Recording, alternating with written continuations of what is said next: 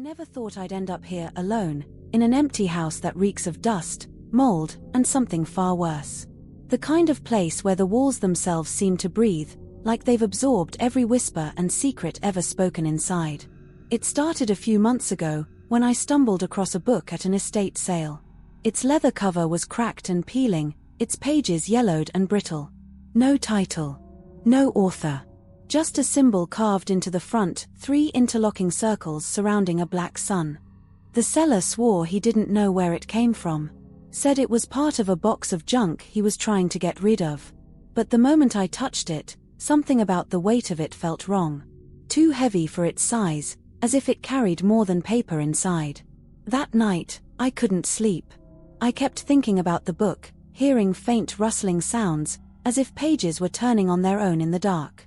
At first I told myself it was nothing, an overactive imagination. But when I checked the next morning, the book was lying open on my desk. I hadn't left it there. The words on the page were in a language I couldn't recognize, twisting letters that seemed to rearrange themselves when I blinked. But underneath the strange writing, in English, one phrase had been scratched into the paper in jagged, uneven lines. Do not speak the names aloud. Since then, strange things have been happening. Shadows moving in places they shouldn't. Cold drafts crawling across my skin even when the windows are shut tight. And sometimes, when I'm half asleep, I hear voices whispering from the bookcase, soft, rhythmic, almost chanting. I tried to lock the book away. Tried to forget about it. But last night, the lock snapped clean off, as if it had been forced open from the inside. The book was waiting for me, lying open again. And this time, there was a new phrase written across the page. One that froze me where I stood. You've already begun. I couldn't ignore it anymore. The words burned into my mind, repeating themselves no matter how hard I tried to focus on anything else. You've already begun. I decided to dig deeper. Maybe it was just an old prank book, I told myself. Maybe some cult nonsense copied from a dozen different sources. If I understood where it came from, I could laugh it off. But the deeper I searched, the less of a joke it became. The symbol on the cover, the 3 circles around the black sun, I found scattered across obscure websites, hidden in archives and forgotten forums. Most pages were half dead, text replaced with gibberish or images that wouldn't load. The ones that did work always carried the same warning. Do not attempt the rights alone. The more I looked, the more I felt as if something else was looking back. That night, I lit a single candle and opened the book again. I don't know why. Curiosity, maybe. Or maybe something in me wanted to test the edge of the knife. The pages had changed. They always changed. This time, the text was in English, clear, sharp, like it had been waiting for me to be ready. It described a simple ritual: draw a circle, place an offering in the center, and speak a name. Just one name. I almost slammed the book shut right there. But then the house creaked, the way old houses do, and in the silence that followed, I swore I heard something moving just outside my door. My pulse was hammering. I grabbed a piece of chalk from the desk drawer and drew the circle. It wasn't perfect, but my hands were trembling too hard to care. For the offering, I left a piece of bread, it was all I had. And then, against every instinct, I whispered the name scrawled across the page. The candle flickered once, then went out. The silence that followed wasn't empty, it was thick. Like the air had turned into liquid, pressing against my ears, my chest, my throat. I couldn't move. Couldn't breathe. Then, from the shadows beyond the circle, something answered. Not in words, more like a low vibration that rattled through my bones, shaking me from the inside out. I don't know how long it lasted. Seconds, maybe. Or hours. When I finally blinked, the candle was lit again. The bread was gone. And on the floor outside the circle, something had been left for me. A small scrap of parchment. One word written in fresh ink. Continue. I couldn't take it anymore, the whispers, the shadows, the symbols that kept appearing in places I swore I hadn't touched.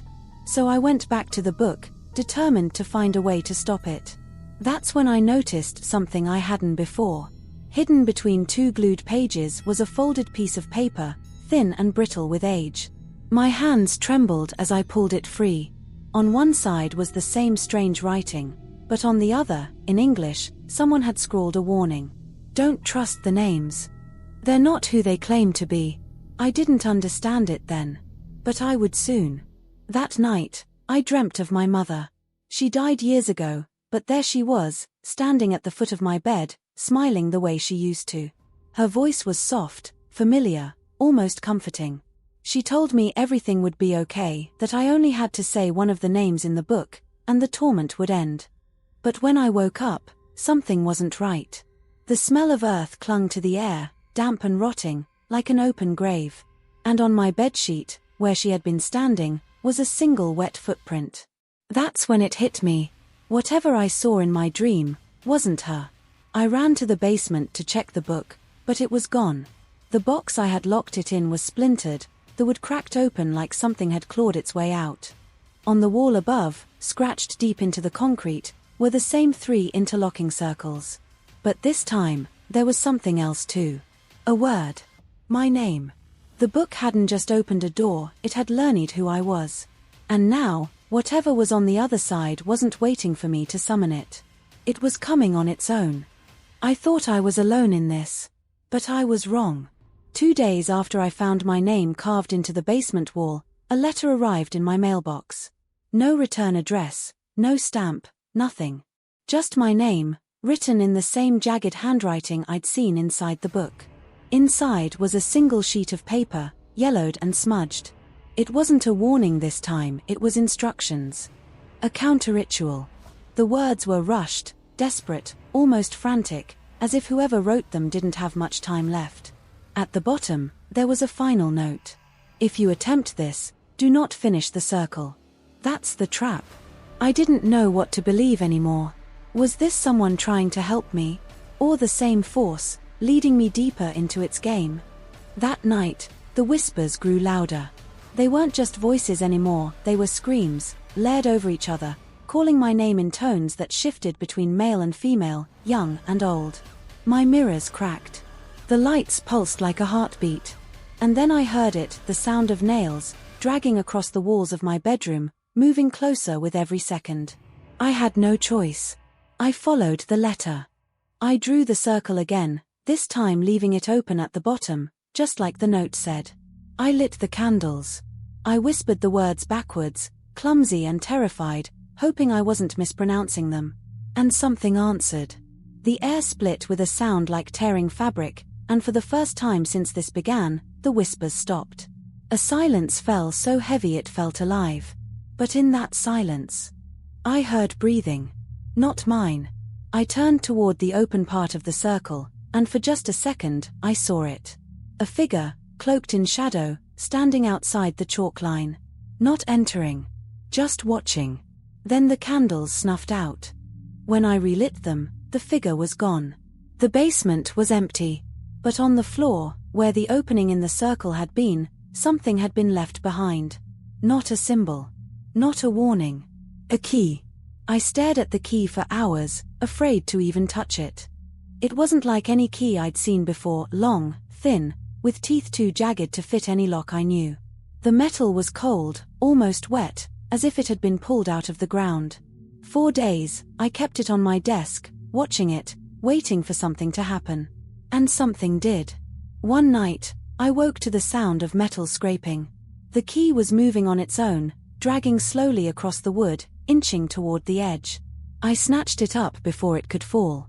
The moment I held it, I felt direction. Like a pull in my chest, guiding me somewhere. Against every instinct screaming at me, I followed it. It led me to the attic. A place I hadn't stepped into since moving here. The door was sealed with thick layers of paint, but the key slid into a crack in the wood as though it belonged there. With one turn, the lock I never knew existed snapped open. Inside, the air was suffocating, thick with the smell of rot and candle wax. Dust-covered furniture had been pushed to the corners, leaving only an open space in the middle of the floor. And there, etched into the boards, was the same symbol, 3 interlocking circles, burned deep into the wood. But this time, something was different. Around the circle lay dozens of objects, teeth, bones, scraps of clothing, all arranged carefully like offerings.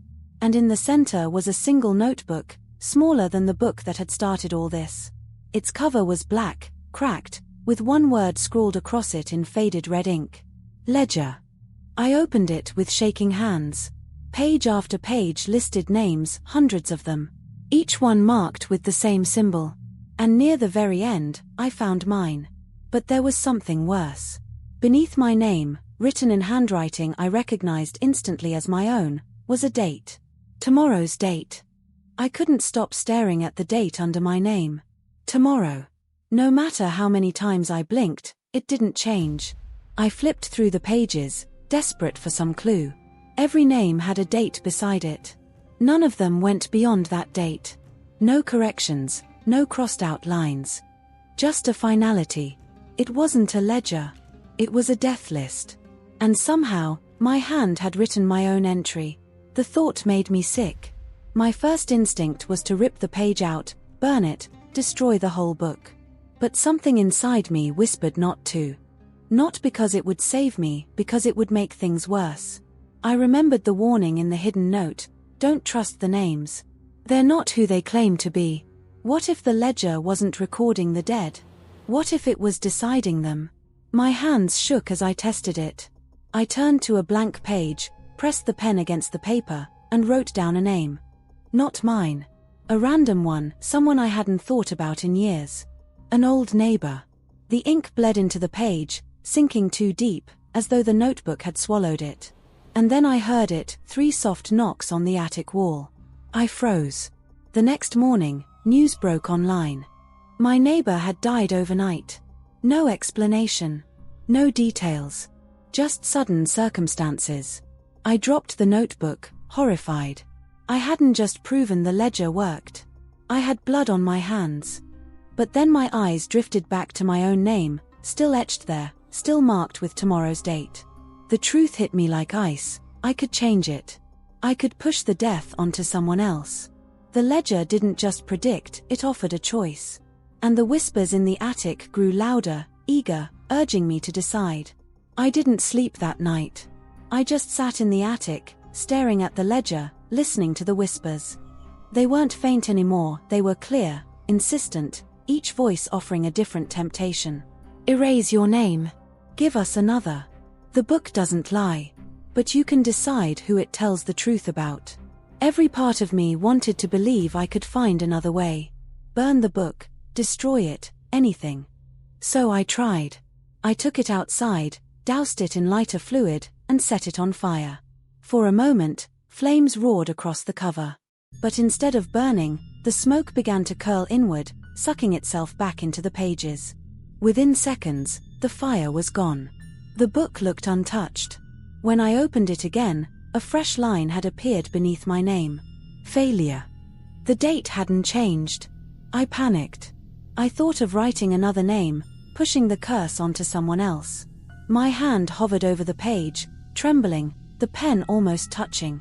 I could see it so clearly, my survival, at the cost of someone else's life. But then something strange happened. The whispers stopped. The attic grew silent, heavy, as though the house itself was waiting for me to decide. And in that silence, I realized I wasn't alone. In the corner of the attic, the shadows moved. Something was there, watching me. Its shape was human almost, but stretched wrong, too tall, its head brushing the rafters. It leaned closer, and in a voice that was both mine and not mine, it said, "Choose." My pen slipped. Ink touched the page. And when I looked down, the name wasn't mine. It wasn't one I'd chosen, either. It was yours. When I saw the name in the ledger, my blood froze. It wasn't mine anymore. It was yours. I don't know how, I don't know why, but the ink bled across the page until the letters twisted into something I recognized instantly. Not a stranger. Not random. It was the name of the person hearing this story. The house fell silent again. No whispers, no scratching. Just a stillness so absolute that I could hear my own heartbeat echoing in my skull. And then, footsteps. Not in the attic. Not in the basement. In the walls. Closer. The figure stepped from the shadows, taller than any man, its limbs bending wrong as it crawled toward me. I tried to shut the book, But it wouldn't close. The pages flipped on their own, faster and faster, until they landed on a final message. The book has chosen. The ledger is open. The debt will be collected. And then I understood. This story was never mine. It was a ritual. Every word I've spoken, every detail I've remembered, it wasn't for me. It was for you. Because now your name is written where mine once was. And when tomorrow comes, listen carefully. If you hear 3 knocks on your wall, don't answer. Because it won't stop knocking until you do.